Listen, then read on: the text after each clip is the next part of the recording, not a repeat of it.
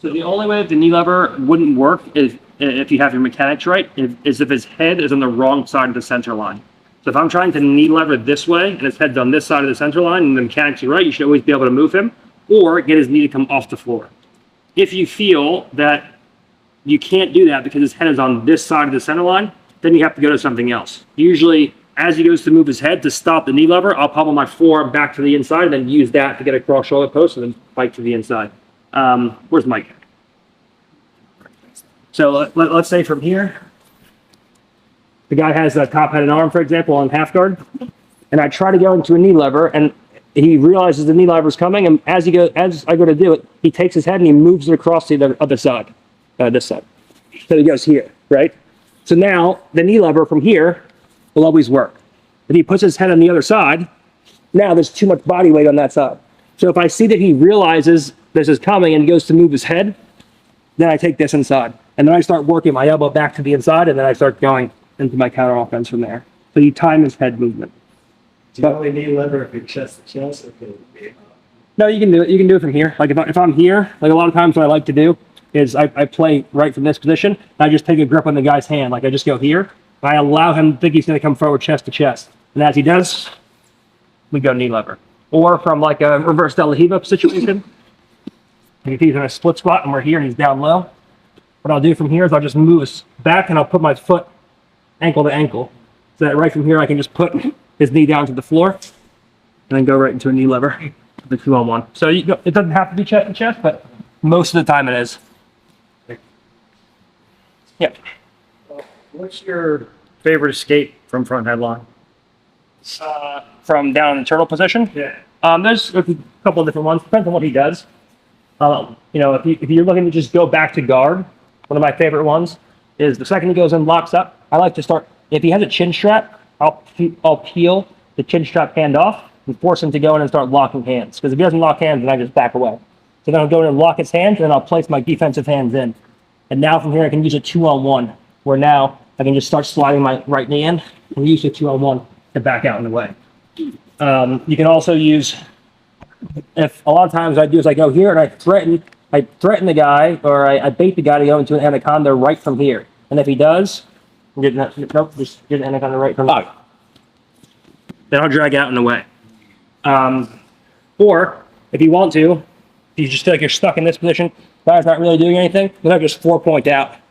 And now I start using traditional wrestling escapes where I start moving. Usually he follows me up.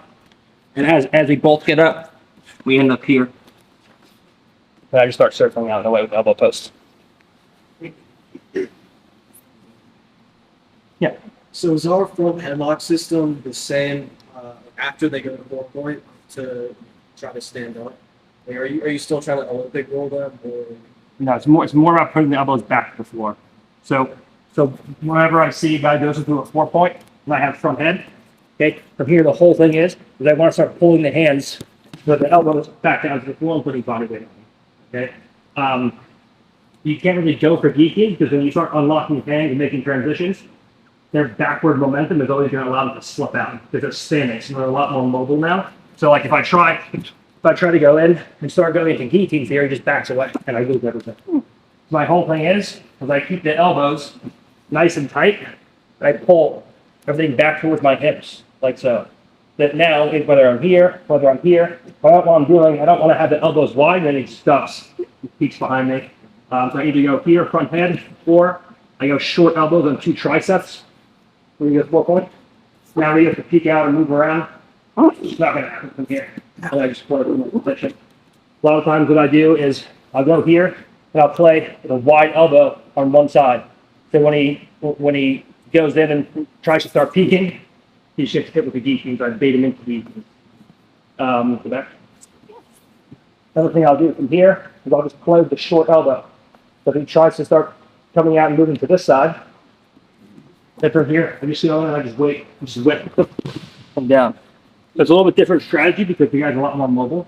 The main thing is, if you're having trouble, just focus on putting the guy's elbows back down to the floor. My whole thing is whenever I get here, I don't really rush. I just keep the elbows nice and tight to the hips.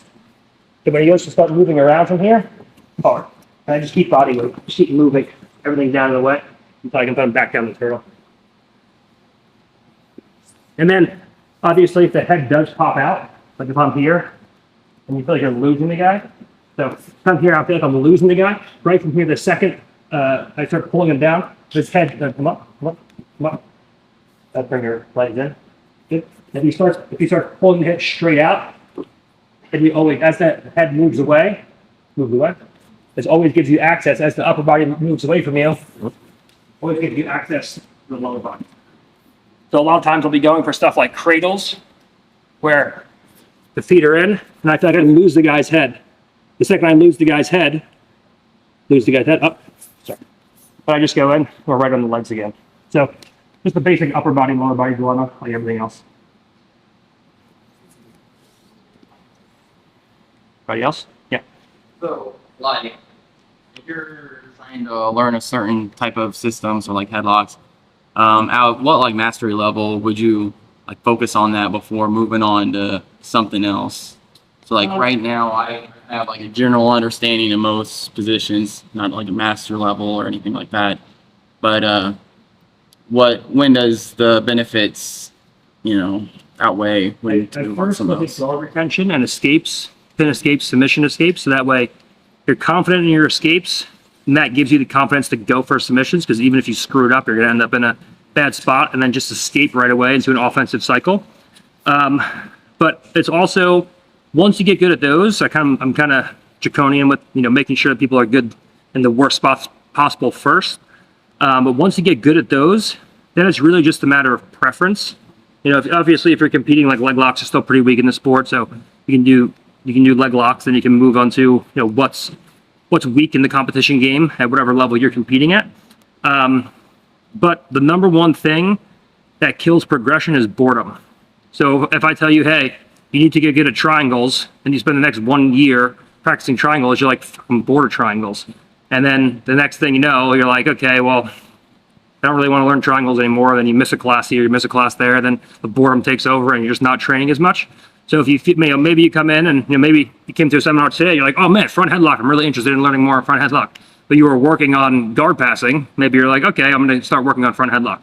So it really comes down to personal preference and what keeps you interested in the sport, because boredom is the number one inhibitor of progression.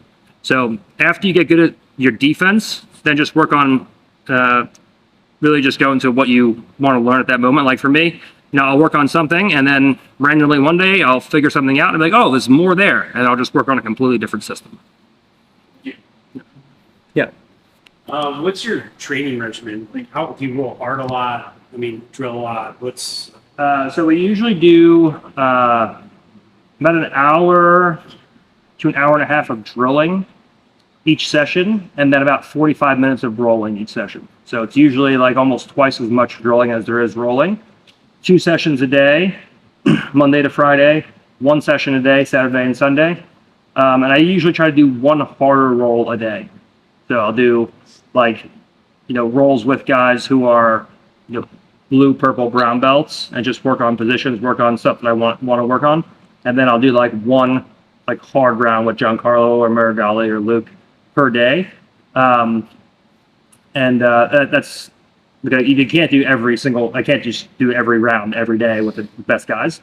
So I try to do most of my rounds with guys who are far less better than I am. And then one hard round where you have a guy comparable skill.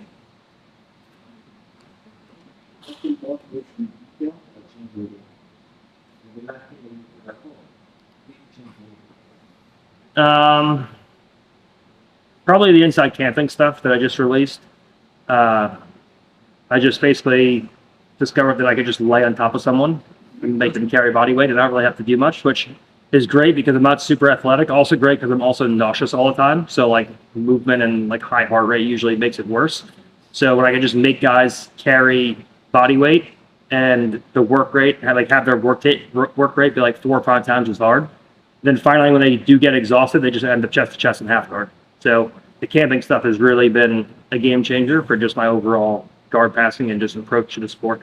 As I get better, my matches have tend to get less and less exciting. I get more and more dominant, but the matches themselves are less exciting because there's less movement. Because the further I go in jiu-jitsu, the better I get, the less movement my my partner has the ability, my partner has the ability to move less because I'm controlling the movement. My control game is getting a lot better. And the camping just like took it to a new level. Like it looks like I'm just lying on top of the guy, but he's just getting exhausted holding my weight the entire time from bottom position. So.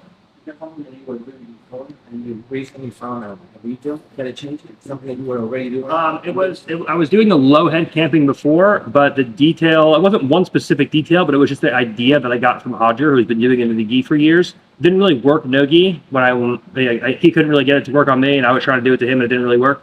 So I had to like completely change it. It's still the same position, but a lot different ideas and grips for no gi. But it wasn't just the one detail. It was just the idea of, I was low head camping. I can also high head camp. And the combination between the two is what makes it really an effective position. So not like one small thing, but just the idea of that position. We're going to go into some scrimmaging today, and we're going to look at just putting our partner down and then controlling the scrimmage after my partner's butt hits the floor.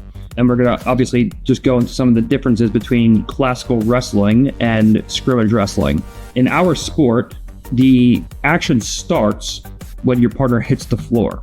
The action starts for us after the takedown. The takedown itself isn't what scores. It's the control after the takedown which actually gets you the score.